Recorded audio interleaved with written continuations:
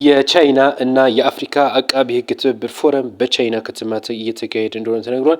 በፎረሙ ላይም የፍትህ ሚኒስትር ወይዘሮ ሀና አርአያ ስላሴ የሚመሩት እና የጠቅላይ ፍርድ ቤት የጠቅላይ አቃቢ ሕግ ዘርፍ ሚኒስትር ዴኤታ አቶ ተስፋዬ ዳባ ያሉ ከፍተኛ ልኡካን ወደ ቻይና ገብቷል። በውይይቱ ወቅትም ኢትዮጵያና ቻይና 35 ዓመት የዲፕሎማሲያዊ ግንኙነት እንዳላቸው ነው የተነሳው። ሁለቱ ሀገራትም የፍርደኞችን ማዘዋወር እና በወንጀል ጉዳይ የጋራ ትብብር ለማድረግ እንደሚሰሩም ይፋ አድርገዋል። ቻይና እንግዲህ በኢትዮጵያ በርካታ ኢንቨስትመንት እንደምታደርግ ይታወቃል። ከዚህ ጋር ተይዞ ዜጎቿም እንደዚሁ ወደ ኢትዮጵያ ይመጣሉ፣ ይሄዳሉ። በርካታ የቻይና ዜጎችም ወይም ደግሞ ፍርድ የተፈረደባቸው ሁላ ወደ ስራ ወደዚህ እንደሚመጡ ይታወቃል። ይህንንም ትብብር ለማድረግ ተስማምተዋል።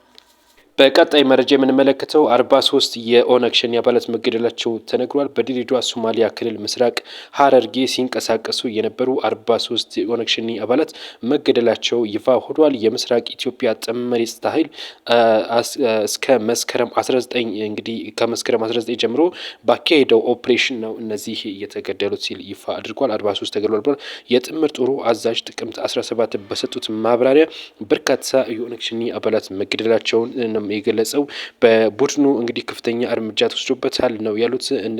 እንደ አመራሩ ከሆነ በድሬዳዋ ዙሪያ ሲንቀሳቀስ ነበር በወረዳዎች ማለት ነው ጥቃትን ለመፈጸም። ነገር ግን በተደረገው ክትትልና ጥናት በቡድኑ ላይ ከፍተኛ የሆነ እርምጃ መወሰዱን ይፋ አድርጓል። የኢፌዴሪ መከላከያ ሰራዊትም ይህንን አረጋግጧል።